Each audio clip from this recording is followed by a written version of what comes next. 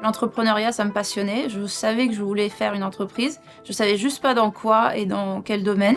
Ça part d'un constat et d'un coup de cœur. On trouvait pas des bonbons à notre goût, frais, dans les magasins. Et puis, on a trouvé des solutions assez facilement. Et on s'est dit, bah, on va le faire. On a démarré avec une plateforme de commerce en ligne. J'ai fait un logo sur un outil de base. Les sacs, les emballages, c'était des choses très très simples. On a juste imprimé des étiquettes avec notre logo. La boîte à bonbons, ça a démarré avec 1 000 $ en investissement. Au début, c'est compliqué parce qu'il faut aller voir les fournisseurs qui sont capables d'avoir des minimums très bas, parce que tu sais pas combien tu vas vendre. Il y en a certains qui nous ont un petit peu rigolé au nez en disant bah vous aurez jamais les volumes, etc. À l'époque, une caisse de bonbons, ça paraissait énorme. Aujourd'hui, on est à coups de palettes de bonbons, donc on n'en parle même plus. Mais oui, il fallait un petit peu montrer qu'on avait un plan derrière, qu'on était sérieux, qu'on faisait pas ça juste pour manger des bonbons gratuitement et les tester, quoi. La boîte à bonbons, c'est toujours 2 plateformes. La vente au détail, qui représente 80% de notre chiffre d'affaires, et la vente en ligne, qui représente 20% environ du chiffre d'affaires.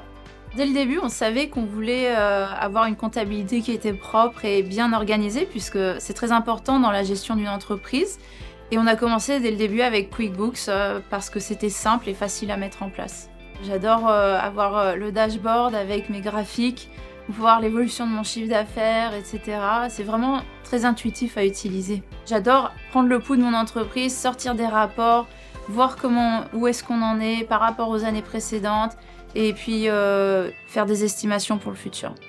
Ce que j'aime avec QuickBooks, c'est que je peux l'utiliser vraiment n'importe où. Je l'utilise vraiment sur mon téléphone quand je suis en vacances.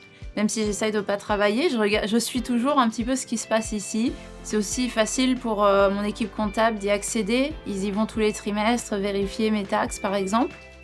Ce que j'aime avec QuickBooks, c'est que lorsqu'on envoie une facture à un détaillant, ils reçoivent un courriel avec un PDF de la facture en pièces jointes et dans le courriel, il y a un bouton pour cliquer sur payer.